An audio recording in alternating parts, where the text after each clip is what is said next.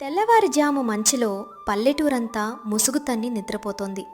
గోదావరి గాలిచలిని మోసుకొచ్చి ఒంటిని వణికిస్తున్న వెంకట్రావు మాత్రం చలనం లేకుండా అరుగుమీద కూర్చుని ఉన్నాడు. శూన్యంలోకి చూస్తున్న ఆయన కళ్ళలో నిద్రలేదు. రేపటి అప్పుల భయం గుండెను పిండేస్తోంది. ఏవండి, తెల్లారకముందే ఏంటి ఆ దీర్ఘాలోచనలు? రాత్రంతా కంటిమీద కునుకులేదు, ఇప్పుడేమో ఇలా కూర్చున్నారు. మన రాముగాడి పెళ్లి సంబంధం గురించి ఆలోచిస్తున్నారా ఏంటి? పట్నం నుంచి సంబంధం వస్తోందని సత్యబాబు చెప్పాడు కదా. పెళ్లి మాట దేవుడెరుగు పార్వతి. ముందా అప్పలరాజు బాకీ తీర్చాలి. మొన్న వరదల్లో పొలం కాస్త మునిగిపోయింది.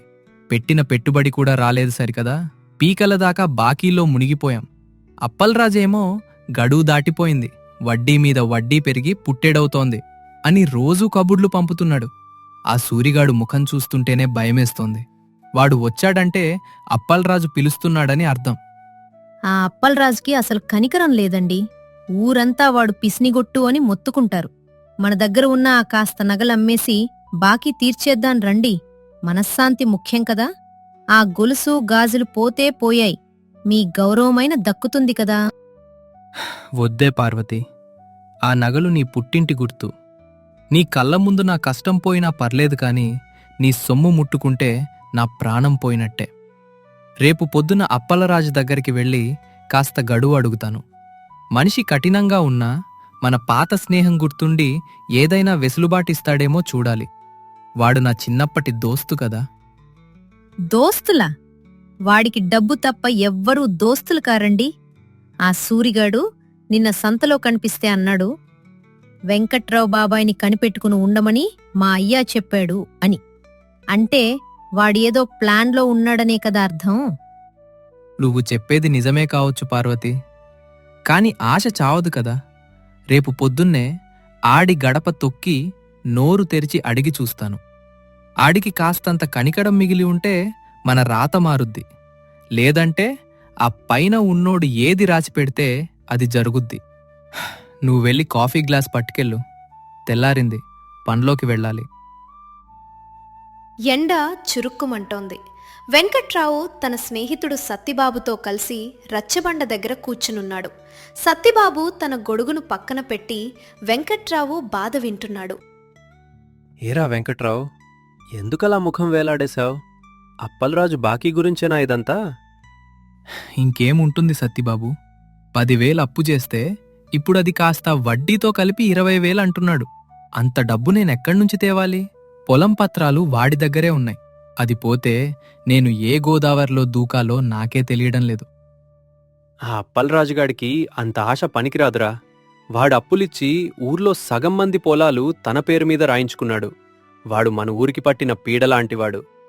కాని మనమేం చేయగలం? చట్టం వాడి చేతిలో ఉంది, డబ్బు వాడి సంచిలో ఉంది. వాడు నన్ను నమ్మడం లేదు సత్తిబాబు. రేపు రాకపోతే ఎడ్లబండి జప్తు చేస్తాను అని సూరిగాడితో కబురు పంపాడు. మనుషులకి కష్టం వస్తే ఒకరికొకరు సాయం చేసుకోవాలి కాని ఇలా గోతిలో తోయడం ఏంటి? అది కలికాలంరా. నువ్వెళ్ళి కాస్త ప్రాధేయపడి చూడు.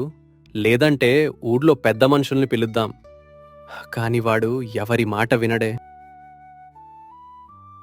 అప్పలరాజు తన పెద్ద కుర్చీలో కూర్చుని గల్లాపెట్టె మీద చేయి వేసి లెక్కల పుస్తకాలు చూస్తున్నాడు.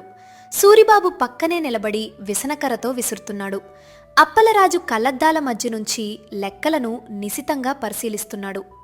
ఒరేయ్ సూరిబాబు, ఆ వెంకట్రావు గారి దగ్గర నుంచి ఇంకా పైసా రాలేదేంట్రా? వాడు సాదాసీదాదా రైతు అనుకుంటే నాకే టోపీ పెట్టేలా ఉన్నాడు. ఈరోజు సాయంత్రం లోపు వాడు రాకపోతే వాడి ఎడ్ల బండిని, ఆ గేదెను జప్తు చేసేయాలి. రాసుకో. అయ్యా, వెంకట్రావు గారు మంచివారండి. పాపం మొన్న వరదలకి వారి ఇంటి గోడ కూడా కూలిందట. కొంచెం జాలి చూపండి బాబూ, మనం తిన్నది అరగాలి కదా. జాలా? ఒరేయ్ సూరి, వ్యాపారంలో జాలి చూపిస్తే నేను ఈరోజు ఈ కోటలో ఉండేవాణ్ణి కాదురా. ఎవడో వస్తాడు, అప్పు అడుగుతాడు, మాయమాటలు చెప్తాడు. నేను నమ్మాలా? డబ్బు అంటే మాటలు కాదురా. ఒక్కసారి ఇచ్చిన డబ్బు మళ్ళీ గల్లాపెట్టెలోకి చేరకపోతే నా నిద్ర పట్టదురా.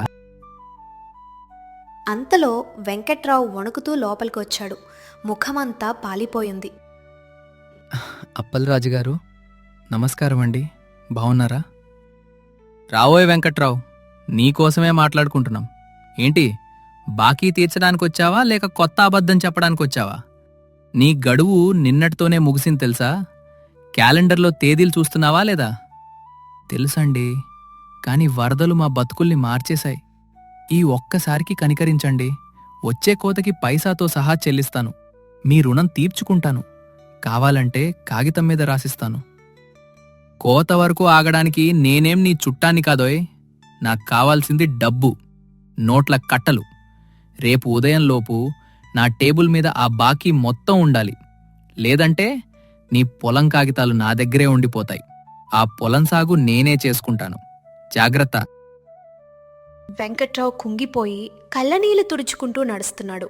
దారిలో తన కొడుకు రాము ఎదురయ్యాడు. రాము తన బ్యాగ్ పట్టుకొని ఇప్పుడే బస్సు దిగొస్తున్నాడు. నాన్నా, ఏమైంది? ఎందుకంత దిగులుగా ఉన్నావు? కళ్ళు ఎర్రగా ఉన్నాయి. ఏడ్చావా? ఆ అప్పలరాజు ఏమైనా అన్నాడా? ఏం చెప్పన్రా రాము, మన బతుకు బజార్న పడేలా ఉంది. రేపు బాకీ కట్టకపోతే పొలం పోతుంది. మనం ఏమైపోవాలో అర్థం కావడం లేదు. చదువుకున్న నీక్కూడా నేను ఏమీ ఇవ్వలేకపోతున్నాన్రా. నాన్నా, నువ్వు కంగారు పడకు. నేను వచ్చాను కదా. ఆ అప్పలరాజుకి బుద్ధి చెప్పే సమయం వచ్చింది. వాడు మన కష్టాన్ని అలుసుగా తీసుకుంటున్నాడు. వాడికి అత్యాశ ఎక్కువ కదా. ఆ ఆశనే మనం వాడుకుందాం.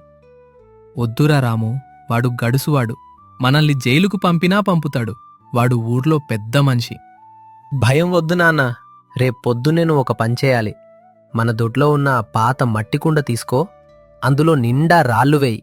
పైన మాత్రం కొన్ని పాత రాగి నాణేలు, ఇంట్లో ఉన్న కొన్ని ఇత్తడి సామాన్ల ముక్కలు వేయి. దానికి ఎర్రటి గుడ్డ కట్టి చాలా రహస్యంగా పట్టుకెళ్ళు. వాడడిగితే అది నిధి అని నమ్మించు. మిగతాది నేను చూసుకుంటాను. రాము చీకటి పడ్డాక సూరిబాబు ఇంటికి వెళ్ళాడు. సూరిబాబు అప్పలరాజు దగ్గర పనిచేసినా అతని మనసు మాత్రం మంచిది. ఏంటోయ్ సూరిబాబు, ఎలా ఉన్నావు? ఆ అప్పలరాజు నిన్నింకా వేధిస్తున్నాడా? ఏం చెప్పాలి రాము, ఆ నడ్డి విరిగే చాకిరీ చేయలేక చస్తున్నాను. జీతం అడిగితే నువ్వు తిన్న అన్నం లెక్కవేయమంటావా అని అడుగుతాడు. నీకొక గొప్ప అవకాశం ఇస్తాను. మా నాన్న రేపు ఒక కుండ పట్టుకుని వస్తాడు. నువ్వు అప్పలరాజు చెవిలో అది గుప్త నిధి అని, మా పొలంలో దొరికిందని గట్టిగా నమ్మించు. వాడు నీకు బహుమతి ఇస్తానని ఆశపడితే ఆ బాకీ కాగితాలు మా నాన్నకిచ్చేలా చెయ్యి. నిజంగానే నిధి దొరికిందా ఏంటి బాబూ? అది నువ్వు నమ్మితేనే వాడు నమ్ముతాడు సూరిబాబు. ఇది మన ఊరు కోసం, మా నాన్న గౌరవం కోసం. నువ్వీ సాయం చేస్తే నీకు పట్నం నుంచి ఒక మంచి వాచ్ తెచ్చిస్తాను. సరే బాబూ, ఆ లోబిగాడికి ఒక గుణపాఠం నేర్పించాల్సిందే. వెంకట్రావు ఒక భారీ కుండను మోసుకుంటూ ఎవరికీ కనిపించకుండా జాగ్రత్త పడుతున్నట్లు నటిస్తూ అప్పలరాజు దగ్గరికి వెళ్ళాడు. అప్పలరాజు కళ్ళు ఆ కుండను చూడగానే 1000 వాట్ల బల్బులా వెలిగాయి. ఏంటి వెంకట్రావు, అదేంటి అంత బరువుగా ఉంది? బాకీ తీర్చడానికి నగలేమైనా పట్టుకొచ్చావా? అప్పలరాజుగారు, మెల్లగా మాట్లాడండి. ఇది మా పాత కొట్టంలో గొయ్యి తీస్తుంటే దొరికింది. మా తాతల కాలం నాటిది. ఇందులో ఏముందో చూస్తే నాకే భయం వేసింది. పాతకాలం బంగారు నాణేలు, వజ్రాలేమో అని నా అనుమానం. మీకు చూపిద్దామని తెచ్చాను. అంతలో సూరిబాబు కల్పించుకుని, అవునయ్యా, నేను చూశాను. ఇందాక వచ్చేటప్పుడు ఆ కుండలోంచి ఏదో మెరుపు కనిపించింది. ఇది మామూలు విషయం కాదు బాబూ. ఆ విషయం వినగానే అప్పలరాజు మొహంలో ఎక్కడలేని సంతోషం వేసింది. ఏది ఏరి, ఇటు ఇవ్వు. సూరిబాబు, తలుపులు వేయరా. ఎవరూ రాకూడదు. కిటికీలు కూడా మూసేయ్. ఒకవేళ ఇది నిజంగా నిధి అయితే మనం కోటీశ్వర్లం అయిపోయినట్టే. అప్పలరాజు వణుకుతున్న చేతులతో కుండ మూత తీశాడు. పైన రాము పెట్టిన పాత రాగి నాణేలు, కొన్ని ఇత్తడి ముక్కలు మెరుస్తూ కనిపించాయి. కిందంతా రాళ్లే ఉన్నా ఆశతో ఉన్న అప్పలరాజు కళ్లకు అవేమీ కనిపించలేదు. ఒరేయ్ వెంకట్రావు, ఇది మామూలు విషయం కాదురా. ఇవి అసలైన రాజముద్ర ఉన్న నాణేలు. ఇవి గవర్నమెంట్కి తెలిస్తే నిన్ను జైలుకు పంపిస్తారు. ఒక పంచెయ్, ఈ కుండను నా దగ్గరే వదిలేయ్. నీ పాత బాకీ 10,000 కాదు కదా, మొత్తం 20,000 కొట్టేస్తున్నాను. నీ పొలం కాగితాలు ఇప్పుడే ఇచ్చేస్తాను. చాలు కదా? అయ్యో, అంతేనా అండి? మా రాముగాడు పట్నంలో అమ్మితే లక్షలు వస్తాయన్నాడు. మీరేమో బాకీతో సరిపెట్టేస్తున్నారు. అబ్బే, ఇందులో అన్నీ రాగి నాణేలే ఉన్నాయి. లక్షలెక్కడివి? నీకు ప్రాణభయం లేకుండా చేస్తున్నాను కదా. నాకన్నా నీకెవరు సాయం చేస్తారు? సూరిబాబు, త్వరగా ఆ బాకీ పుస్తకంలో చెల్లించినట్టు రాసి పొలం కాగితాలు వీడి మొహాన్ కొట్టు. చిత్తం బాబు, ఇప్పుడే రాసేస్తాను. వెంకట్రావు పొలం కాగితాలతో సంతోషంగా ఇంటికి వెళ్ళిపోయాడు. అప్పల్రాజు గదిలో తలుపులు వేసుకుని కుండరు బోర్లించాడు. కుప్పగా రాళ్లు పడటం చూసి వాడికొక నిమిషం గుండె ఆగినంత పనయింది. ఏంటిది? రాళ్ళా? మట్టిగడ్డలా? నన్ను మోసం చేస్తావా వెంకట్రావు? ఒరేయ్ సూరిబాబు, పద, వాడినిప్పుడే లాక్కొద్దాం. నా కాగితాలు నాకు కావాలి. అయ్యా, ఆగండి. మీరప్పుడు పోలీసులకు చెప్తానని భయపెట్టారు కదా. ఇప్పుడు మీరు వెళ్తే మీరు దొంగ నాణేలు దాచారు అని మీ మీదకే కేసొస్తుంది. పైగా మీరే కదా నీ బాకీ కొట్టేశాను అని మీ చేత్తో మీరే సంతకం పెట్టిచ్చారు. ఇప్పుడు పంచాయతీ పెడితే మన పరువు పోతుంది బాబూ. అయ్యో, నా అత్యాశే నన్ను ముంచింది. వాడిని అమాయకుడు అనుకున్నాను, వాడు నన్నే మోసం చేశాడు. 20,000 గంగలో పోయాయిరా సూరి. పొలంలో వరి పచ్చగా ఎదుగుతోంది. వెంకట్రావు, రాము కలిసి గట్టుమీద కూర్చునున్నారు. పార్వతమ్మ అన్నం మూట పట్టుకుని వచ్చింది. చూశావా పార్వతి, మన రాముగాడి తెలివితేటలు? ఆ అప్పల్రాజు చేసిన అన్యాయానికి వాడి ఆశనే సమాధానమైంది. ఈరోజు ఈ పొలం మన చేతిలో ఉందంటే అది రాము చదువు వల్లే. అవునండి, మరీ అంత అత్యాశ పనికిరాదు అని వాడికి బుద్ధి వచ్చింది. ఇప్పుడు ఊర్లో ఎవ్వర్నీ వడ్డీ పేరుతో పీడించడం లేదట. సూరిబాబుకి కూడా జీతం పెంచాడట. నాన్నా, ఎప్పుడైనా సరే ఎదుటివాడి బలహీనతను చూసి మనం భయపడకూడదు. వాడు అక్రమంగా సంపాదించాలని చూశాడు, అందుకే మోసపోయాడు. మనం మన కష్టాన్ని నమ్ముకున్నాం, అందుకే గెలిచాం. అవునురా, నిజాయితీగా ఉండేవాడికి గోదారమ్మ ఏదో ఒక దాడి చూపిస్తుంది. పదండి, అన్నం తిని పనిలోకి వెళ్దాం. పడమటి కనుమల్లో సూర్యుడు మెల్లగా ఒరిగిపోతుంటే ఆ సంధ్య వెలుగు గోదావరి అలల మీద సింధూరంలా మెరుస్తోంది. అప్పల్రాజు అత్యాశ అస్తమించింది. వెంకట్రావు నమ్మకం గెలిచి నిలిచింది. అతి ఆశ గతిచేటు. ఎదుటివారి కష్టాన్ని పెట్టుబడిగా పెట్టుకుని సంపాదించాలని చూసేవాడు ఒకరోజు తన అత్యాశ వల్లే సర్వం కోల్పోతాడు.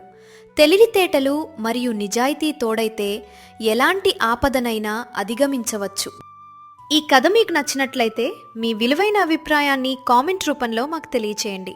మీరు చేసే ప్రతి కామెంట్ మాకెంతో ప్రోత్సాహాన్ని, మరిన్ని మంచి కథలు చేయడానికి మరింత ఉత్సాహాన్ని ఇస్తుంది. వచ్చే కథతో మళ్ళీ కలుద్దాం. అంతవరకు సెలవు.